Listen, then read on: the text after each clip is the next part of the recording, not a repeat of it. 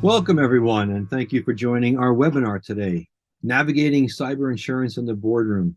We've had quite a number of registrations for this, Charlie, so know that this is quite a hot topic right now, and either people want to learn more or they're scared or both. So we'll jump right into it, Mark. Yeah, good to have you here. All right, so a few reminders before we get started here and a few points to mention. Our purpose for today is to share knowledge and benefits of how cyber risk insurance products are customized to help an organization mitigate specific risks.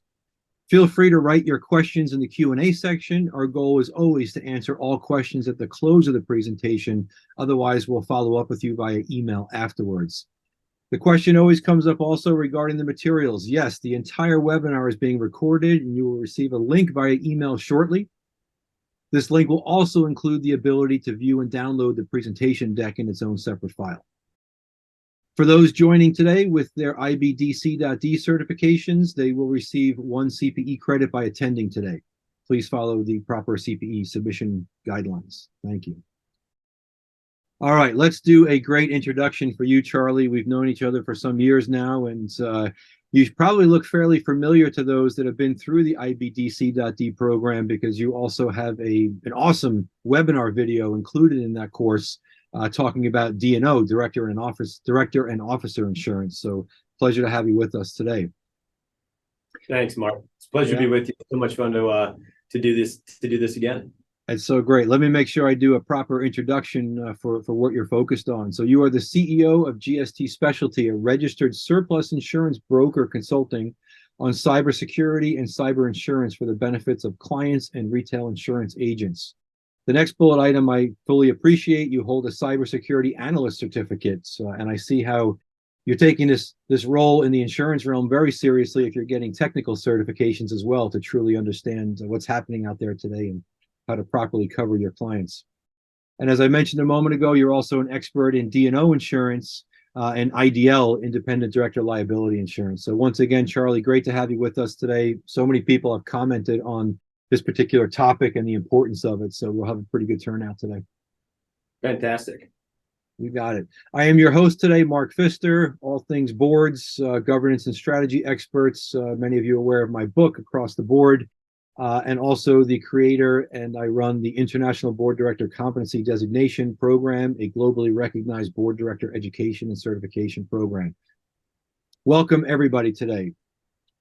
Charlie, I will do a quick overview of the areas that you'll be covering today, and then we'll turn it over to you. So first off, again, we're focused on cybersecurity insurance today. This is a pretty major topic in boardrooms. Many directors are not so familiar with what they should be looking at, not just in terms of cybersecurity, but how to protect themselves, their organizations, and those working with the organization, and fully understanding what this means and what they should be doing. So Charlie, you're going to start out today with what exactly is a cyber event? What are these different classifications that we should be looking for? Cyber event trending. I mean, we can't look beyond one day in the newspaper or online without seeing something that's cyber related. I think you even have an example from the last day or so that you'll be talking about today. Cyber claims responsibility. Who's responsible for these areas? What areas do they hit? Who's paying for these things? And what can we do as either leaders of organizations, directors at any level of organization? How do we play into this? I'm excited also, Charlie, in number 5 here to hear a little more about the underwriting and the broking that you do, as well as what we should be looking for and what we should be expecting in that space. And then, of course, talking about how do we do an assessment, self-assessment of our environments? What should we be looking for? As a director or a leader of an organization, what questions should we be asking? What should we be digging into? And then, of course, we'll move into Q&A, and I expect quite a few questions coming from today's webinar. So, Charlie, again, glad to have you here. It's like the good old days again with having you back, and let's turn it over to you. Well, I mean, this is about as exciting as it gets. talking about cybersecurity and cyber insurance. I found a passion and in insurance, but it's really, really in cyber insurance as well. It's such a technical and evolving space. But let's start at, what is a cyber event? I think we're probably mostly familiar with what a cyber event is. We've got a definition on here per NIST, which is a governing body that many of you might be familiar with. So if you can understand what a cyber event is, it's a phishing attack, it's a funds transfer fraud. These are some things that are examples that you might be aware of. Somebody clicks on a bad link, all of a sudden a threat actor gets inside of your system. That is a cyber event. Okay, so that's going to be some of the stuff that we're going to talk about, and we want to make sure that everyone feels comfortable with what a cyber event is before we move on. But really, it's anytime a threat actor takes over your systems, your company is impacted and feels harm. That is traditionally what a cyber event is as it relates to the board. The numbers are not looking better. So this is a good baseline to look at. What we're thinking about is, how are claims being made and how are they being paid? It's very important you ask your cyber broker, is this a claims, or is somebody going to reimburse us? You also want to think about, if you're a small business, how much capital do you have on hand to stomach a $400,000, $500,000 cyber event? And if the answer is we don't have a lot of capital on hand, a cyber policy at least helps you mitigate some of that risk that would otherwise cripple a business. What we find is that 60% of small businesses are out after a cyber event. It's really staggering. Charlie, a quick question for you as we go forward here. Is the severity or the tracking of the severity increasing also due to the fact that the number of companies that are applying for insurance coverage in the cyberspace is also increasing? Wow, that is a really good question. I'm not exactly sure how they're doing the denominator on the data, but I would estimate a guess that because cyber applications are up, the supply of cyber available premium, what we call capacity, is now being constrained. So what happens is the better companies are able to get the cyber policies at a more effective rate. But we still are seeing month over month ransomware events going up. So April was the worst they had ever seen since March. May was the worst they'd ever seen since April. June, July, August, and so forth. So it hasn't been stopping. We are in what's called a softening market in the cyber insurance pricing. So it's a good time to be buying. But I expect that price to go back up next year. We've had some really significant losses in the last quarter that could be reflected in pricing next year. Mm-hmm. Understood. Good to know. And I note also here, there's a link to this coalition's case study. When those that are on the webinar receive the presentation, they'll be able to click on that. Can you talk a little bit about that case study? Absolutely. Coalition is a fantastic carrier and partner of mine. I place a lot of our insurance with Coalition. I happen to have a Coalition policy for our own business. They go into detail about different small businesses, which type of attack is hitting their businesses more frequently. What they do is they see, okay, how are the claims coming in for small and mid-sized businesses? Where are the severity of those claims? How much are those claims costing Coalition and costing these companies? So it's really good information to read from, they're the ones paying the claims, so they would know, right? Where the bad actors are coming in at. Absolutely. Good to know. Thank you. Oh, scattered spider. I know we joked about this. You're like, what the heck is scattered spider? That is literally a group of hackers. So each one of these hackers has a little club name, almost a fraternity name in the MGM casino or one of their 10,000 hotel rooms, right? This is a big hotel operator, big casino operator who within the last month has had a cyber breach. 2 months ago, there was another breach in Vegas at Caesars. They paid like a $14 million ransomware payment. But this one in particular is really significant. I was with several insurance carriers just last week who told me we believe it to be a $200 million insurance loss on the breach. Wow. We talked through how it happened. There was a help desk error involved, we believe.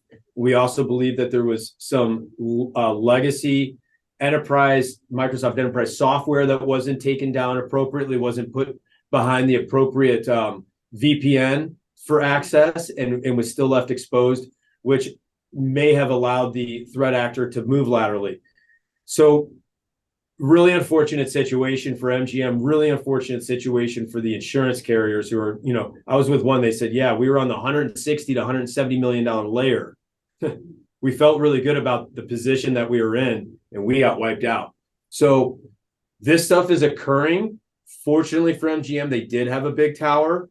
Other businesses, I mean, you can imagine that being crippling because if you're a regional hotel operator with 100 hotels and you don't have a massive tower and you're unable to check people in and out of your rooms and people start booking in other hotels as a result of that, that's the kind of loss that was impacted here. We could certainly imagine if we were going to go to a conference, we learned that MGM and their properties were under attack and the casino might not be fully operable. The pool is inoperable. You have to get checked in manually. My wife might say, hey, honey, can we think about an alternative game plan? Yeah. Right. So, yeah. You book across the street and then that's their lost revenue. Yeah. And the concern also of having your data in their systems that has been hacked now with possible credit card and other information out there. 100%. If you're a frequent player at MGM, you likely have been involved in some sort of data breach. Gotcha. So if we talk a little bit about the what is covered side to this right now, and I know you're going to touch a little further on this in a moment, but if we could kind of make this real for this example area, you mentioned here coverage areas or ransomware, business interruption, data breach. Can you talk a little bit about what those coverages are and just to kind of get our minds around what should we be focused on when we think about what insurance should cover using this example? Okay. So step one, your business gets into a sticky situation. You're going to learn about it on Friday afternoon when you're on your way to the shore to meet your family, right? That's when the CEO is going to catch wind of this situation and the rest of the directors and officers. Hopefully you guys remember what insurance carrier you have. My joke is that if my house burns down and I'm in it, my wife might not know which insurance carrier we have, right? I don't think she knows who our home carrier is. And I just don't think many people do, know who their carrier is until that oh shucks moment. So if you don't even have access to your systems, how are you going to make the phone call? So you can see how it would take time for people to even react. Well, step one is once you get the carrier on the phone, they're going to try to figure out what's going on. They're going to deploy a forensics team to figure out where the hack is happening, if it's under control, if your IT team has it under control. Then the legal team is going to come in. They're going to talk about your legal responsibility in this case. They're likely going to engage with your own general counsel or legal staff because you're going to have data governance issues. Maybe you have highly critical data. Maybe you're a hospital. Maybe you are a financial services firm. Those things are going to be very challenging to want to wrap your head around. There could be fines involved. The insurance will pay for the fine if it's covered appropriately. So those are some of the issues. A ransomware payment would be a demand for Bitcoin. It costs money to get that. It costs money to get a wallet established. It'll cost money to acquire the Bitcoin. It'll cost about 1% to 2% of the Bitcoin cost to acquire it, to establish that. So there's a bunch of costs that are going to go into defending and resecuring your business which are going to be covered in that cyber insurance policy. Mm-hmm. Great. Thank you for that detail. Something that I'd like to mention just on the backside of that slide, I'm having an issue with a client real time today. He notified me yesterday that he believed his business was in a breach situation. Last night we were on we tried to get him on the phone with the carrier. He told me, hey, the lawyer's going to call me back any minute. This morning, he had a few phone calls established with the carrier, and he got off the phone with me and he said, you know what? I can't tell you how thankful I am that we have this policy in place. And I said, how come? He said, I didn't know who to turn to. My computer system was taken over. I had a bunch of client data that I knew had been leaked. I had clients that had been notified of the breach by the attacker. I called several lawyers and they weren't responding to me. And I forgot that I had this policy in place. Mm-hmm. So he called me and he goes, man, I can't remember. Did we pay for that thing? And I said, yeah, it was $1,000. I said, yeah, you did. I said, you should call them and see what they say.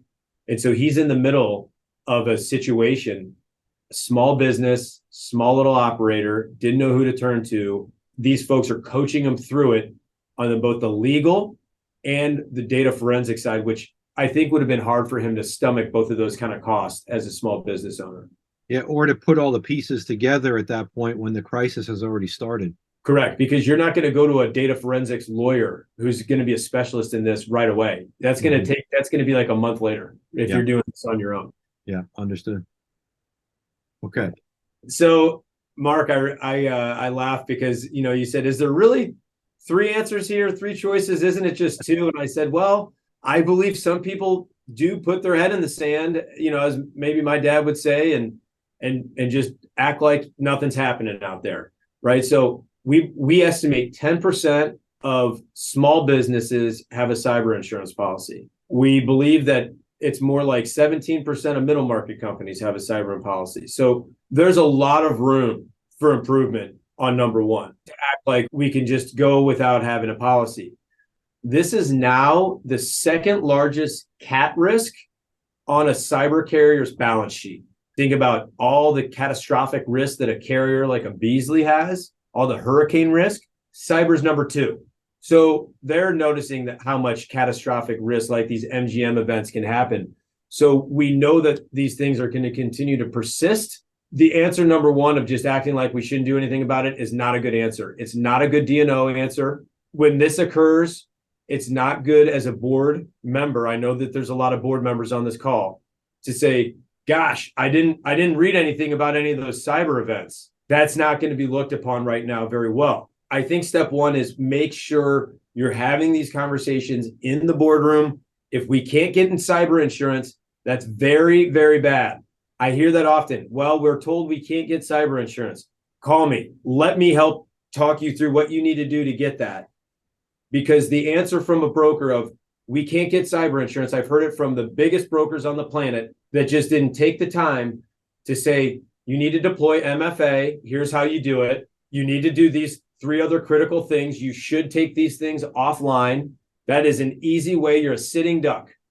So if we're not educating our clients and our board members of what's going on, I think that, us as brokers aren't doing a great job. But for the people that are paying attention, you got to make sure that you're getting to the bottom of why can't we get cyber insurance?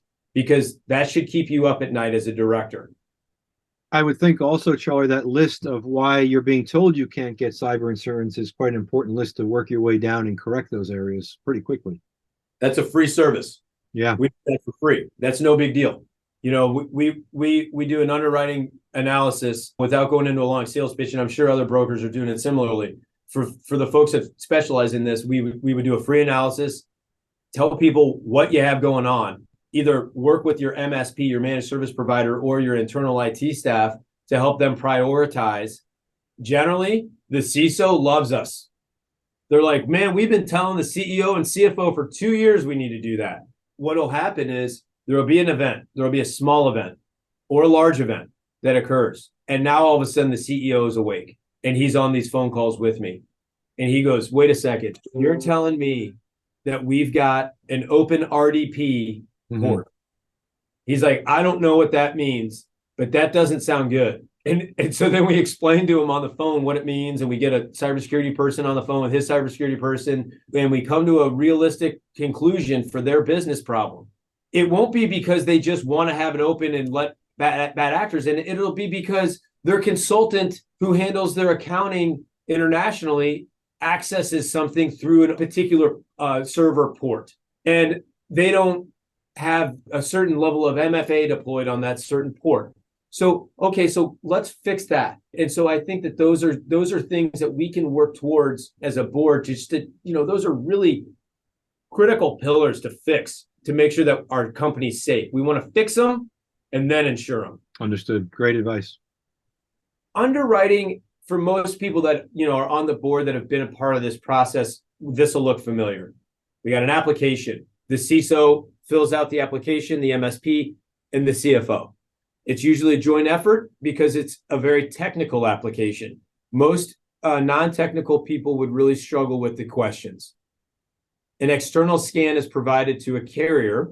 They all run their own external scan. That's what that does, is that looks at the web domain, pulls public information, figures out if any of those open ports are available, gives it a ranking in different categories, and then the carrier looks at it and says, wow, they really haven't been paying attention to a lot of things. We better not give them insurance, or they look pretty good. They just provide a yes/no answer. Then they would say, hey, if you fix these 3 or 4 things, you can go ahead and get insurance. So that's very typical. If you flip to the next slide, where we're a little atypical, is we try to improve the application process to a 30-minute discussion and process between the CISO and our team. We make an assessment and recommendation to the organization, especially if it's a middle market company. We might take a look at some things and say, hey, before we go further, let's do these 3 things. And then we write the underwriting narrative over to the relationships that I have and explain to them in detail what's going on. So what's really interesting about the insurance world, if you're not an insider, I think that it would baffle your mind. These people that are making these decisions on the underwriting are human beings. So there is math to it. There is an underwriting formula, but they're putting in data points into a quantifiable formula on a best guess basis, right? So we're sending them a static application and they get like an external scan, which is a little bit garbage in, garbage out, unless there's additional clarity. What we try to do is say, let's really do a good job answering those questions, and then let's take a look at your scan and verify with some more data to support that scan so that that underwriter can give us a fair price. If we just allow it to kind of naturally procure the way that it has been, the pricing is all over the map. I see pricing hundreds of percents away when the underwriting isn't done correctly. So I think it's really important to focus on the front side of the underwriting. And that's something that we try to do. And, I know we've got a few other folks out there, so I know we're not the only one doing it, but, that's just a little different. Yeah. It's interesting to see what's happening behind the curtain here. And I appreciate your honesty also in saying that there is some guesswork to this. Yes, you can get your data points and you can weigh these into your coverage and the premium aspect of this, but there's a lot of unknowns in this. Insurance carriers probably go through quite detailed iterations on a very frequent basis, keeping abreast of these different breaches or ways to breach these environments. Oh yeah, you want to be able to call up your underwriter and say, and this is a true story, and people might be like, this is insane. I get a quote back from a carrier. It looked far too low. I called the carrier up and I said, hey, I really need to explain this business to you in more detail. I don't think you quite understand it. It's a little scarier than it seems on paper here. So the reason why I did that, and it moved the price. It moved the price up. The client still felt like they got a really fair price. Yeah. But I wanted the carrier to be fully aware of what they were insuring so that if there was a claim, they didn't come to me and say, Charlie, that didn't seem like the way that you represented it. with a kind of a light underwriting application because they were a low revenue business. Because these low revenue businesses get through underwriting almost manually, right? If it's a $5 million business. So my carriers appreciate where we call each other up and have a dialogue around what that company is doing. I try to ask them, on this risk, what do we need to do to get you more comfortable? And they'll say, hey, can we move the deductible, or can we start tweaking little things, and we get everybody comfortable with the price and the coverage, and then that's a good relationship. Mm-hmm. And that's what we want. Right. There's a few questions related to that that I'll read to you shortly for your answering on size of business. I see them rolling in now and how that correlates. Hold on that for now. We'll get you through your presentation, and then we can answer those questions. Sure. Okay. I think this would be a great takeaway, perhaps, for some of your directors that might want to understand how they look internally. This was created by myself. I worked alongside my professor from my cybersecurity, my cyber analyst training. And we said, what are the 10 things, if you had to know about a company, that you would want to know? We developed this list. And what we thought was, if we were a managed service provider or MSSP, which this gentleman basically, he ran a huge stock exchange, the second largest stock exchange. He ran cloud security for these guys, and now he owns his own business doing that stuff. So he knows what he's doing, and he taught the class. What we're saying is, if you could literally rank yourself, your internal team knows how much you're spending on this stuff, or if you have an external team, they know how much you're spending on this stuff. It's not just dollars out equals good, of course, but managed endpoint security is totally different than endpoint detection and response. If you don't have somebody that understands what those messages are, it's garbage in, garbage out. You can put tools onto your systems and make yourself feel like you're doing really good.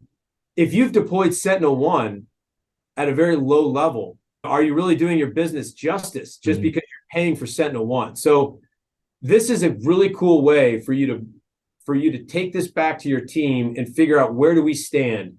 How would you, team, how would you rank us? That CISO can use this and say, hey, I really do think we could spend some more money on active third-party penetration testing. We didn't do that last year. How much is that? $6,000, $10,000, $15,000? How much is it? Let's think about ways that we can improve our vulnerability and footprint. Yeah, this would be a list here, Charlie, that's I could see a director or someone in the audience right now that they would send, as you've described, directly to their CISO and say, listen, in our upcoming board meeting, we'd like a report on this to say where you feel we are in our rankings in each of these 10 areas. So quite helpful. I appreciate you sending this out as well. Yeah, absolutely. Great. Well, I think we're getting close to Q&A. A few interesting questions here have come in. Let me just quick mention to those in the audience today that are not familiar with the IBDC designation. If you want to learn more about everything from professional liability coverages, Charlie, this was an interesting comment you mentioned earlier, that D&O, cyber, all of these areas kind of fall under that umbrella of professional liability insurance. All of these are included in the program, along with modern day board operations, how to package yourself and truly land the board seats that you want. Mark, I do have something that I would like to follow on with that E&O and cyber conversation on the professional liability very quickly. Yes, please. If any of the directors and officers on the call happen to be in the legal field, and the lawyer, they work for a law firm, what we're noticing is we've got a policy that combines E&O and cyber under one form, one policy. What we've noticed within some legal entities is a law firm gets breached. It starts getting confusing where the cyber breach occurred and where the lapse in judgment occurred on all the data. And all of a sudden, the carriers start pointing at each other, and it becomes a subrogated issue. So we found putting that E&O and cyber on one policy can improve that situation and cover that gap. So we're going to try to evolve that policy into some other, architects and other type of similar classifications that are struggling with this. But for those that, are concerned about that, that's what we're seeing too. Yeah. Great. Good information. Thank you. All right, so first a comment. I see one of the audience members mentioned that this list could also be used by board members to evaluate the maturity cybersecurity roadmap being shared with the board. So multiple ways to leverage this, either starting a study or to question, as you should as a great director, be questioning what you're being shown for the current state of your cybersecurity roadmap. Great. Good comments. Let me read a few of these questions to you here. I usually answer them in the order in which they've been received, but I'm going to jump ahead on one of these right now because I think it directly dovetails in, Charlie, to something that you mentioned just a few moments ago. Here's the question. This has to do with sizing. I run a small business that involves storing a lot of customer data. Is there such a thing as right-sized premiums based on my increased risk, yet more modest revenues? Great question. Absolutely. I just got a company, they had 23 million records and 4.5 million of revenue, and needed a $5 million limit. So that's tricky. You know, the first quote that I saw was 100K per million. I mean, wow. They can afford a $500,000 policy. That was actually the example that I used earlier. You know, I made sure that the carrier understood the amount of records that they were insuring.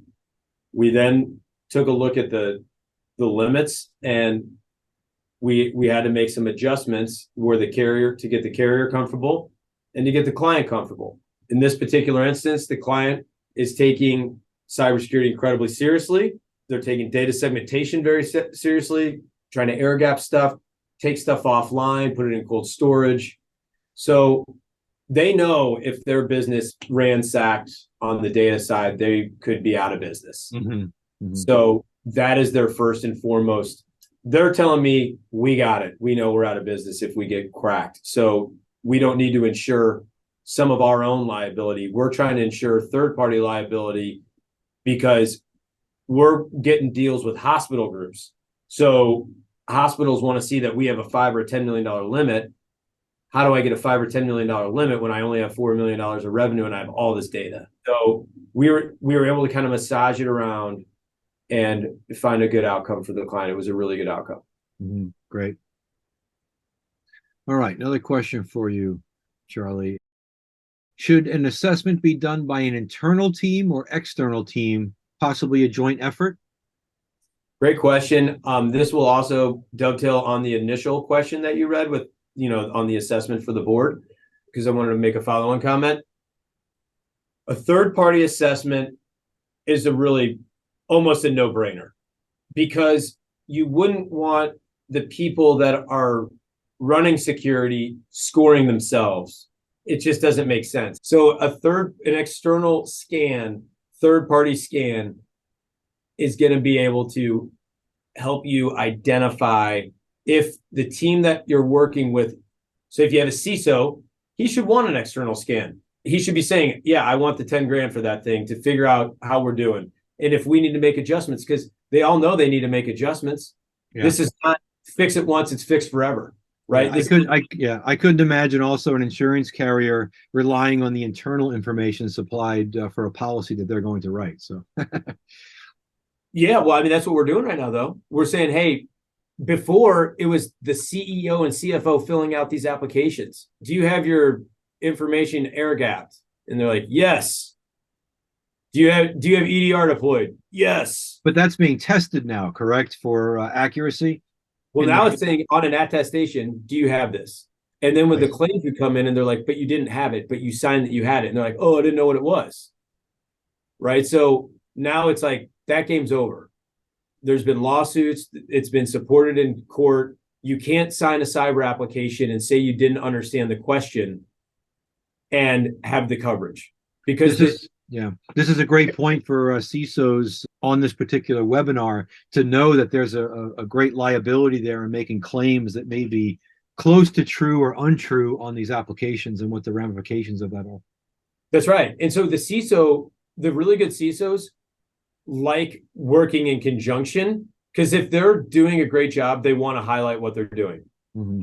If they're not able to do a great job because the executive team isn't loosening the purse strings, which we see all the time, this helps them. This helps them get a little bit more purse. To the front point, to the first question, we offer through Coalition, we've got a great relationship with them. Access, our prospects even can get access to their own scans, right? So they run a scan, they see what Coalition would see, they throw it out there, they look at it and they go, hey, CISO, what does this mean? And the CISO could have very good information as why those things are popping up. Like I said, there's always that's why we have a conversation.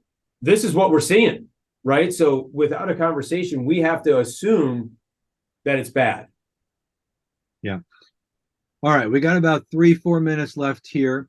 Charlie, let me ask the remaining questions here and maybe try to right-size the answers to fit into this time frame of roughly 3.5 minutes. So how do you recommend board directors get directly involved or properly oversee a cyber insurance process for their organization? Great question. You could say you want to understand how the assessment looks on the cyber application. So what do the carriers send to us? How did the assessment look? It would be smart if you talk to the CFO and say, I think that somebody from the board should take an active role in running point on the cyber renewal process, because I think it's going to take somebody that understands both the business and the technical side. Please let me run point. I've got some ideas on how we can improve that. That's what I'm seeing as well, where it becomes almost a pet project of the board with ownership, either by an individual or within a commensurate committee, such as a technology committee. So great. Okay. Do you envision companies banding together to make the insurance more affordable in the future? Yeah, absolutely. So that's part of my pet project. So what I see is insurance-linked securities. If anybody ever wants to talk about it, I will talk about it until nauseam. Insurance-linked securities is basically a carrier or reinsurance carrier is able to transfer risk off their balance sheet, sell a bond to an investor. We've had that twice happen this year for cyber insurance through Beasley, which is the world's largest cyber carrier. So what that's telling you, if you're reading the tea leaves, is investors are wanting to get exposure to that cat risk because it's good return for them. Reinsurance carriers, they want some more of the cyber premium, but they need to get rid of some of their cat exposure so they can get some more of the cyber premium. So we are seeing more investors getting involved in this. That's good, because the more players we have offering capacity and buying some of this cat risk off their balance sheet, that means we have more players offering cyber insurance. So if anybody's ever interested, if they're like investors or something like that and want to talk about how that works, it's a really, really interesting topic that's going on right now. Right. And this one's got to be real quick. Are there specific industries that are more a target for cyber criminals than others? Financial services, healthcare, manufacturing, technology, MSPs. That was a very quick answer. Very quick. Thank you. Well, Charlie, I thank you so much for joining us today. You've stayed exactly on time. I appreciate that as well. It's been a pleasure working with you over the years. And I appreciate also your willingness to share your background and your knowledge, especially on these webinars. Mark, thank you so much. Bye, everybody.